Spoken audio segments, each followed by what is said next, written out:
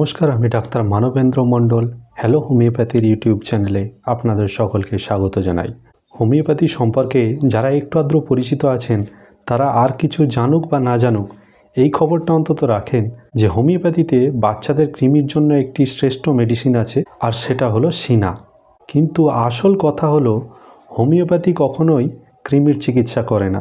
কৃমি থাকুক বা না থাকুক, যদি সিনার লক্ষণ মেলে তাহলেই আমরা সিনা ওষুধটি প্রয়োগ করে থাকি।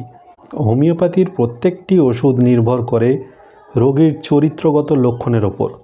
এই জন্য যারা সিনা মেডিসিনটিকে শুধুমাত্র কৃমির জন্য ব্যবহার করে থাকেন তাদের অবশ্যই এই সিনার চরিত্রগত লক্ষণ সম্পূর্ণ জেনে রাখা উচিত, এবং যে রোগীর সঙ্গে সিনার চরিত্রগত লক্ষণ মিলবে সেখানে রোগ যাই থাকুক না কেন সেখানে আমরা সিনা প্রয়োগ করব।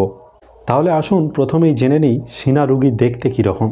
সিনা ওষুধটি সাধারণত বাচ্চাদের ক্ষেত্রেই বেশি ব্যবহৃত হয়, আর এই সিনা রোগীরা অত্যন্ত রোগা হয়। এমনকি যদি এরা খালি গায়ে থাকে এদের পাঁজরের হাড় পর্যন্ত গোনা যেতে পারে, এতটাই রোগা হয় সিনা রোগীরা। কিন্তু এত রোগা হওয়া সত্ত্বেও এদের পেটটি কিন্তু ভুঁড়ির মতো হয়ে ফুলে থাকে। তবে এটা ভাববেন না যে সিনা রোগীরা কম খায় বলে রোগা। সিনা রোগীদের অত্যধিক পরিমাণে খিদে পায়। এই জন্য সিনা রোগীদের অন্যতম প্রধান লক্ষণই হলো এদের খিদে। সিনা রোগীদের এত অত্যধিক খিদে থাকে যে খাইয়ে খাইয়েও এদের খিদে মেটানো যাবে না।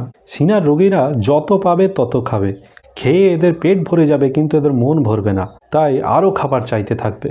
এবং যেসব জিনিস এরা খেতে পারবে না সেই সব জিনিস অন্তত চিবিয়ে ফেলে দেবে। সিনা রোগীরা সব সময় খাবার নিয়েই বসে থাকতে চায়।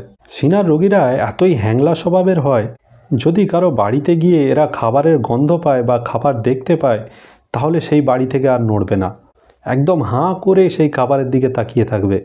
এই সিনা রোগীদের ঘ্রাণ শক্তি এতই প্রখর, যদি দূরে রান্নাঘরে কোনো রান্না হয়ে থাকে তাহলে সিনা রোগীরা দূর থেকেই সেটা বলে দেবে যে কী রান্না হচ্ছে। আর এইসব রোগীরা যদি একবার খেতে বসে তাহলে সহজে উঠতে চায় না, আর এরা খেতে না পেলে সারাক্ষণ ঘ্যান ঘ্যান করতে থাকে এবং বাড়ি শুদ্ধ লোককে বিরক্ত করতে থাকবে। এই সিনা রোগীদের সবচেয়ে প্রিয় খাবার হলো মিষ্টি বা চিনি জাতীয় খাবার। এমনকি সিনা রোগীরা বাড়িতে যদি কোথাও চিনি থাকে সেই চিনি বের করে হাতে করে নিয়ে সবসময় চাটতে থাকে।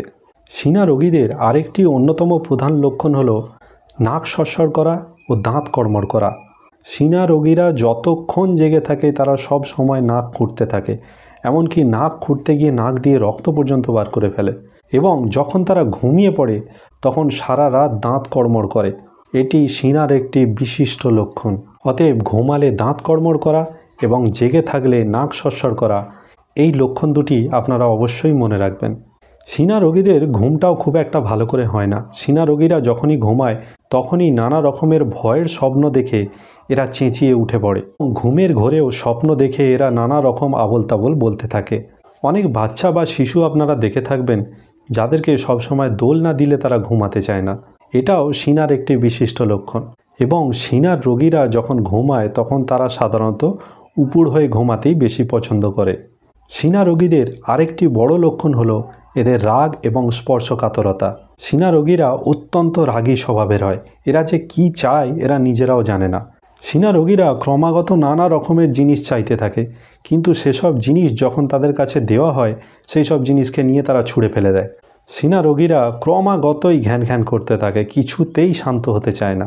কিন্তু আবার সিনা রোগীরা এতটাই স্পর্শকাতর হয়, যদি কেউ তাদের দিকে তাকায় তাহলে তারা অতিরিক্ত বিরক্ত হয়ে যায় এবং কাঁদতে শুরু করে। আবার যদি সিনা রোগীদের কোনো জিনিসে কেউ হাত দেয় তারা সঙ্গে সঙ্গে এমন চিৎকার করবে যে পাড়া শুদ্ধ লোক জড়ো করে ফেলবে। অনেক ডাক্তারি চেম্বারে এরকম অনেক রোগীই আসে যাদের দিকে ডাক্তাররা যদি তাকায় তারা তখনই মুখটা সরিয়ে নেয় এবং চিৎকার করতে শুরু করে। এই সব লক্ষণগুলিও সিনার একটি বিশিষ্ট লক্ষণ। সিনা রোগীরা এত চিৎকার বা কান্নাকাটি করলে এদের থামানোর জন্য একটি ট্রিক্স আছে। এদের সঙ্গে সঙ্গে যদি খেতে দিয়ে দেওয়া যায় তাহলেই এরা সঙ্গে সঙ্গে শান্ত হয়ে যাবে। আবার সেই খাবার যদি কোনো মিষ্টি খাবার হয় তাহলে তো আর কথাই নেই। আমি আগেই বলেছি সিনা রোগীদের প্রিয় খাবার হলো মিষ্টি জাতীয় খাবার। যখনই তাকে এই ধরনের খাবার বা মিষ্টি জাতীয় খাবার দিয়ে দেওয়া হবে তখনই সিনা রোগী যতই চিৎকার করুক না কিছুক্ষণের মধ্যেই একদম শান্ত হয়ে যাবে। সিনার বাচ্চাদের স্বভাব এত খারাপ হয় মাঝে মাঝেই মনে হবে এদের আচ্ছা করে ঘা কতক দিলে তবেই ভালো হয়। ধরুন দুই ভাইকে এক জায়গায় তার মা মিষ্টি খেতে দিয়েছে, তার মধ্যে একটি বাচ্চা হলো সিনা রোগী।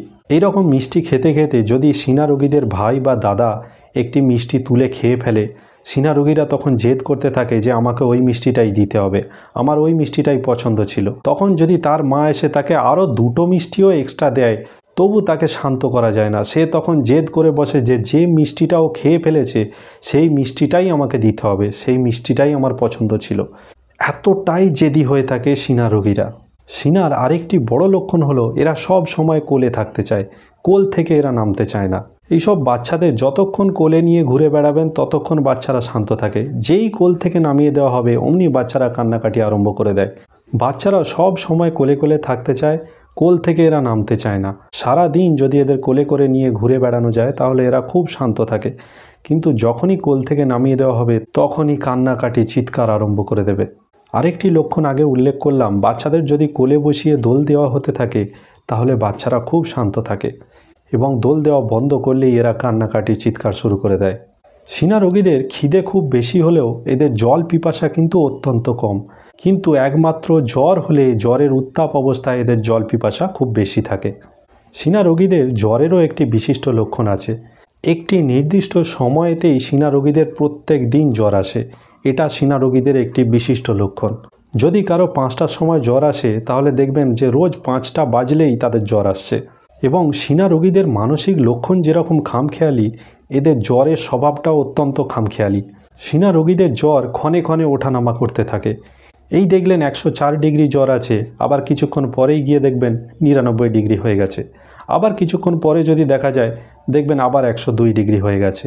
এইভাবে এদের মনের লক্ষণের মতো এদের জ্বরের লক্ষণও অত্যন্ত খামখেয়ালি। সিনা রোগীদের জ্বর হলে যতই এরা চুপ করে বিছানায় পড়ে থাকুক না কেন, এদের কানটা কিন্তু একদম খাড়া থাকে। যদি তারা বুঝতে পারে যে তার সম্বন্ধে কিছু কথা বলা হচ্ছে, অমনি এরা বিরক্ত হয়ে পড়ে। সিনা রোগীদের আরেকটি বিশিষ্ট লক্ষণ হলো এদের জিভ। এদের জিভ সবসময় খুব পরিষ্কার থাকে। আমি আগের একটি ভিডিওতে ব্রায়োনিয়ার জিভের কথা বলেছিলাম, যেখানে জিভ অত্যন্ত শুকনো এবং ক্লেশযুক্ত হয়ে থাকে, কিন্তু সিনার ক্ষেত্রে এটা সম্পূর্ণ উল্টো। সিনা রোগীদের জিভ অত্যন্ত পরিষ্কার হয়ে থাকে। সিনা রোগীদের আরেকটি বড় লক্ষণ আছে, এদের মুখে সব সময় জল উঠতে থাকে এবং এরা ক্রমাগত থুতু ফেলতে থাকে।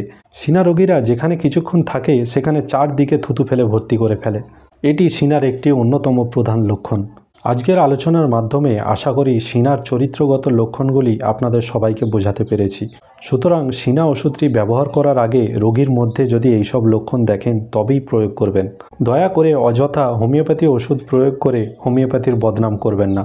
আজকে এই পর্যন্তই। পরবর্তীকালে আবার একটি নতুন ভিডিও নিয়ে আপনাদের সামনে উপস্থিত হব।